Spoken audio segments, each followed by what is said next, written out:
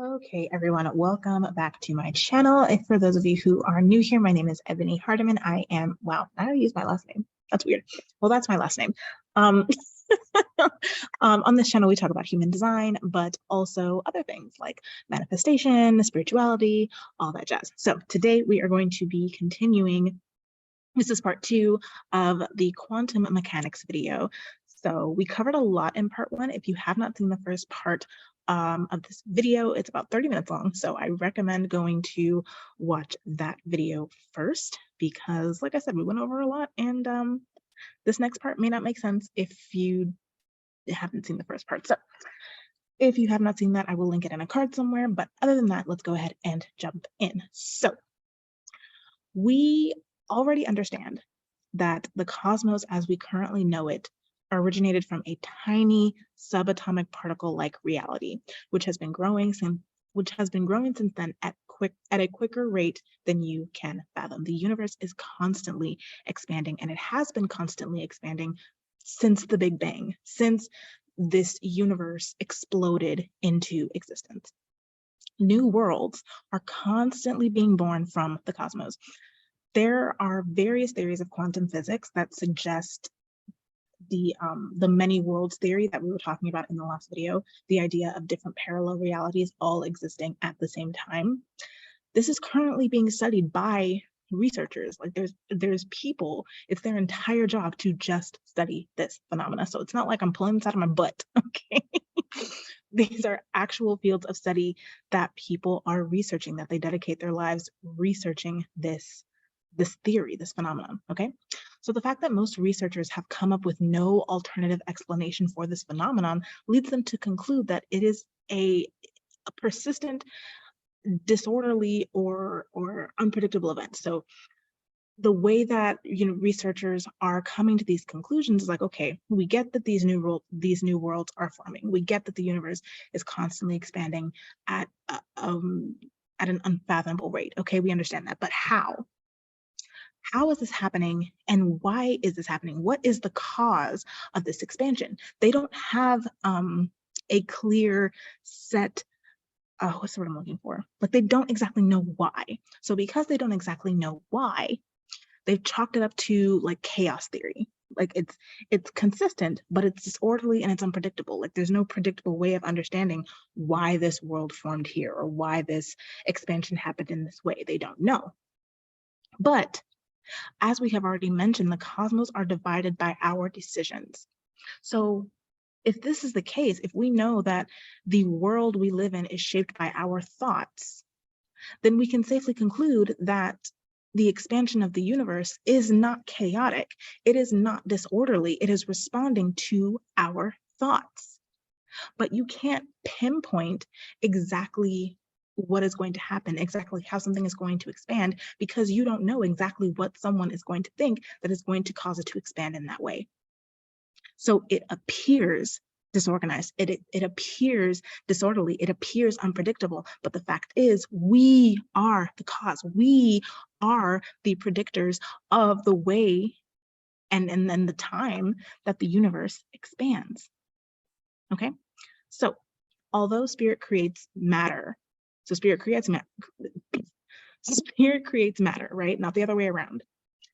Because this is true, physicists prefer to ignore spirit in their research, which is why they seem to think that it's just, chaos theory. It's just unpredictable, because researchers don't want to factor in the importance of spirit, of consciousness in the creation of the universe. So consider this. Well, consider what I just said, basically. One of the few scientists, Einstein, right? We all know him. He rejected the notion that anything could possibly occur at random or by chance. He was vehemently opposed to anything that was, it's unpredictable.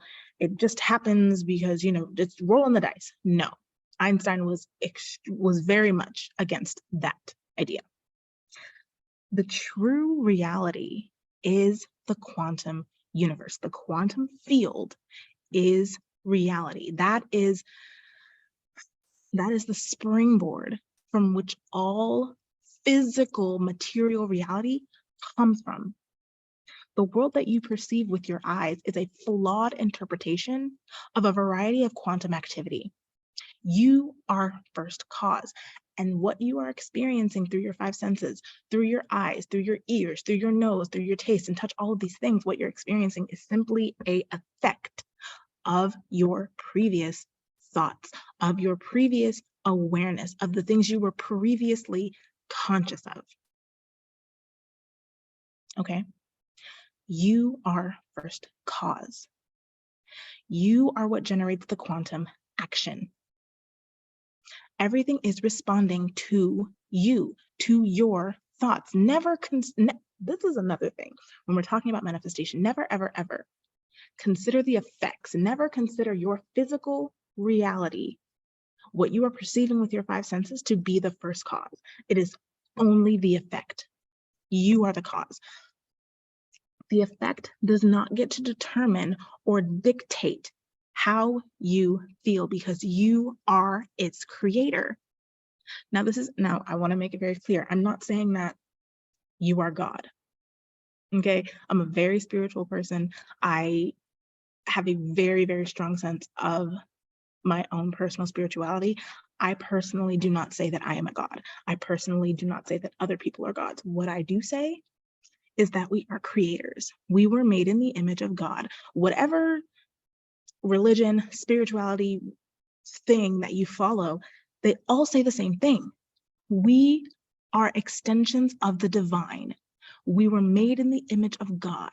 The treasure is within us. The treasure that was given by our creator is within us, and we have access to it at any time. Every religion, every spiritual path says some version of this, right?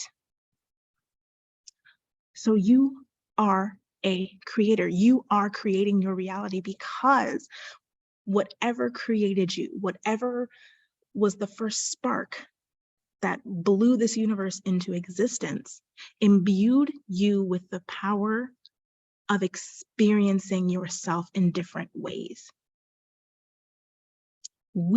Our physical manifestation, our consciousness, is the creator wanting to experience itself in different ways. That's why we have the illusion of being separate, because you cannot experience something that is, if you're the only thing, there's nothing to compare it to. So it had to create us. It had to create this illusion of separation so that we could experience ourselves in different ways. This got really deep, but I really want you to understand what this is, understand what you are, understand what your reality is. It is the effect, and you are the cause. You are imbued with the power of creation by your creator. Everything that you desire, everything on your heart was put there because you were meant to experience it. Period. That's my personal idea of how the world works. So that's that. So change is the only constant. Okay. Every trillionth of a second, things are changing. Nothing is ever the same. From moment to moment, something, regardless of how small it is, something is different in every single moment, which is why it's so important for us to be present, especially when we are practicing conscious manifestation. The subatomic universe is not stagnant. Okay. Molecules are constantly and continually being destroyed, destroying themselves and creating new ones in the process. Most subatomic particles have a very, very brief lifetime. Like I said, like a trillionth of a second. Very, very brief. So the cosmos is always being rebuilt from scratch every single moment. It's almost like the entire universe is being reset and reconstructed a little bit differently every single moment. As soon as a particle is produced, so we know that molecules, subatomic particles, have a very short life. They're born, they do their job, they're destroyed, and new ones are created from their destruction. As soon as a particle is produced, it's moving at the speed of light. As soon as it's created, it's already going the speed of light. So in other words, because we are made of subatomic particles, we are literally made of light, because when the molecules, when the subatomic particles that created us were formed, they were automatically moving at the speed of light. So when people say, oh, we're made from light, they're not lying. Like, it's not some woo-woo, spiritual thing. I mean, it is, but it's not. It's actually true. Particles can also go forward and backward in time because, again, time is not real. The only thing that is real is the quantum field. And in the quantum field, everything exists all at once in the eternal moment of now. You are made of this substance. You are made of these subatomic particles, and you have influence and control over them. Really understand what that means. You have control over the very things that form the entire universe. There is no time, there's no past, there is no future. That is called psychological time. The past and the future only exist in your mind. In your mind is the only place where the past and future exist, because in the now, there is no past. In the now, there is no future. In the quantum field, there is only now. Everything existing now. So knowing this about subatomic particles, knowing this about us, the concept of empty space is not real. The same substance that makes up you and me and everything else that, is in the universe is what's filling all of the space. In every square inch of Earth, there are millions, billions, trillions of subatomic particles. There is no empty space. In every single space that looks empty, there is in fact something there. However, our five senses cannot pick up on all of the many kinds of shapes and forms that the cosmos has. That's the only reason why it looks empty to us, only because our senses cannot pick up on it, but that does not mean that it's not there. Just because you can't see it, hear it, smell it, taste it, or touch it does not mean it does not exist, and it doesn't mean it's not there. The cosmos is not limited to formations that are visible to humans. There is no limitations on the universe. We are the ones that are limited by our five senses. The universe does not have those same limitations. But anyway, the entire purpose of me saying this, is to realize that nothing divides you from everything else. Nothing divides you from that person. Nothing divides you from the money. Nothing divides you from the relationship. Nothing divides you from the house. Nothing divides you from the car. You are a part of a vast sea of energy, and you are intrinsically connected to everything in that sea of energy. Your restricted set of five senses is what's to blame for the division that you see. The fact is, we are all one. In a very real sense, we are all one. We are all connected. I have a coach who gave a really beautiful analogy for this. She was talking about bamboo forests, right? I've never seen a bamboo forest, but apparently there are these huge expansions of land and there's just bamboo everywhere. But as many bamboo trees or bamboo shoots that there are, all of those trees originate from one root, not root center, but one root system creates this entire bamboo forest. That is exactly what it is. We are simply different bamboo trees that are all originating from the same root system. And because we are all connected, that's why we're able to shift into these different realities, because we're already connected anyway. We're just not aware of all of them at the same time. Can you imagine how overwhelming that would be if we could see every single reality at once?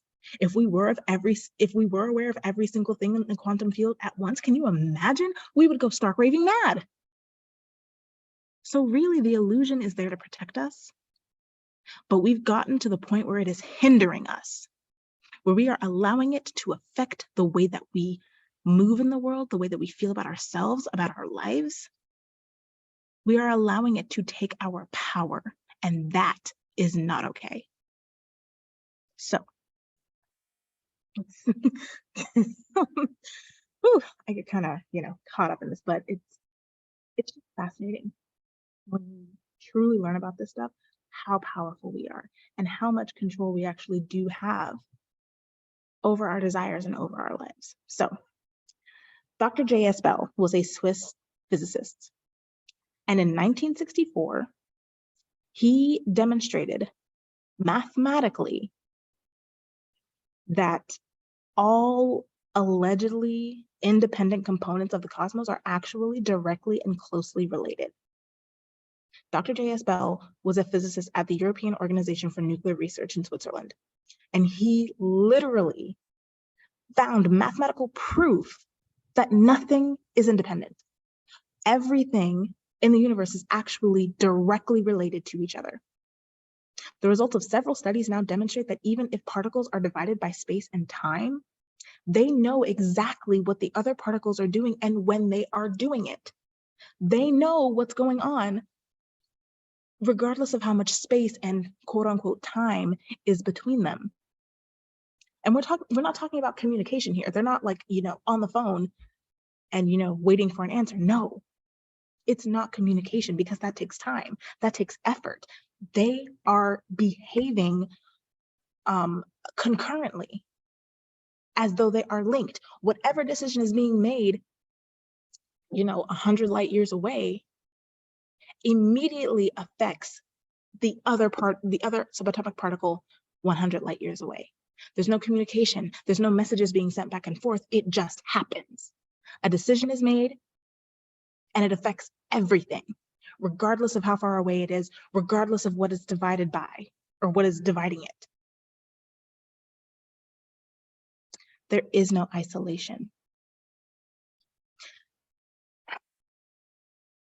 This is really heavy stuff. So, the activity of the subatomic particle is contingent on something else occurring to another subatomic particle somewhere else, which is another significant insight that Bell's theoretical constructions provided us. The law of cause and effect, which we've been talking about throughout this entire series. You are the cause. The physical world is the effect. When something happens, when a decision is made, every subatomic particle is affected by it. Everything begins to move the moment that you decide that something is going to happen.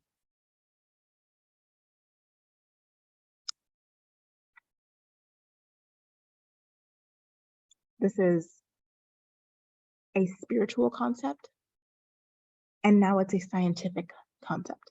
Science is finally catching up with spirituality. The things that sages and wise people and shamans and religious folk have been saying for years. Science is finally starting to catch up and say the exact same thing. They use bigger words, and they have evidence, but it's the same thing. It's the same thing.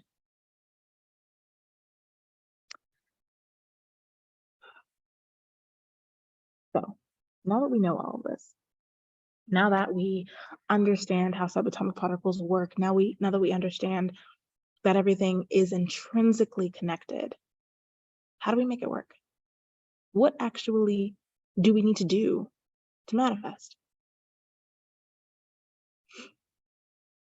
The most powerful cause, the most powerful way to cause change in your physical reality in this universe is being, the condition of being. There's or states of being. The law of assumption, people call it states, shifting states of being. And there's a bunch of different states. This, a state of being happy, state of being joyful, state of being prosperous, Why is being the most powerful cause? Because it expresses the soul and the self. From your state, specific ideas, specific thoughts, specific feelings from that state that are connected to that state emerge. So this is how I see manifestation.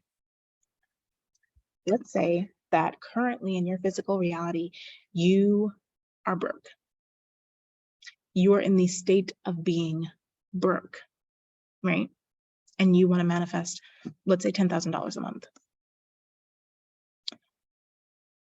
You are not necessarily attracting to you the money. You're not attracting the people that are going to give you the money. You're not even creating the people that are going to give you the money.